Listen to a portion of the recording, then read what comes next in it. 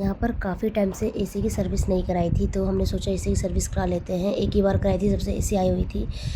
तो hello everyone, welcome back to my mini vlog. ये छोटा सा मिनी व्लॉग है और ये मेरी फ्रेंड है, फ्रेंड के बच्चे मेरे बच्चे हैं, यहाँ पर हस्बैंड है। तो ये मेरी बुआ जी का बेटा है, बुआ सास का बेटा, ये भी आई है, देहरादून से आई हुई थी बुआ।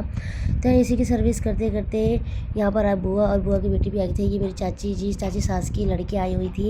यही मतलब हालचाल पूछने लगी मम्मी लोगों का। सामने मैं ताऊ जी ताऊ ससुर जी रहते हैं, उनकी तबीयत पूछने के लिए।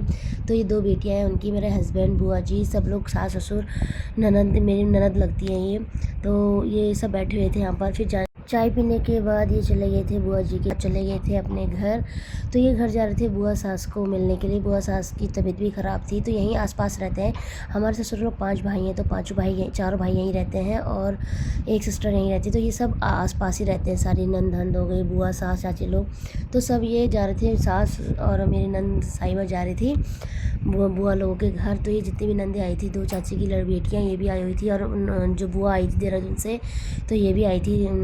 तो यहाँ पर मेरा छोटा बेटा बहुत जिद कर रहा था जाने के लिए इनके साथ, पर ये चला ही गया था।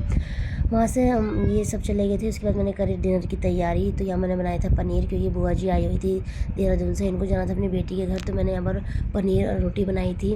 तो रात का खाना करने के बाद फिर नेक्स्ट डे का ब्लॉग है। यहाँ पर बुआ जा रही थी अपने घर, मतलब घर नहीं जा रही थी, अपनी बेटी के घर जा रही थी। खुद देहरादून रहती है, देहरादून से आई हुई थी, तो बुआ जा रही थी यहाँ पर मम्मी जी दे रही थी पैसे बुआ को। तो बुआ जा रही थी, सुबह की बस थी इनकी। तो मिनी ब्लॉग कैसा लगा आपको? अच्छा लगे तो लाइक शेयर एंड सब्सक्राइब करना ना भूलें। मैं मिलती हूँ नेक्स्ट मिनी ब्लॉग में, तब तक के लिए बाय बाय गाइज।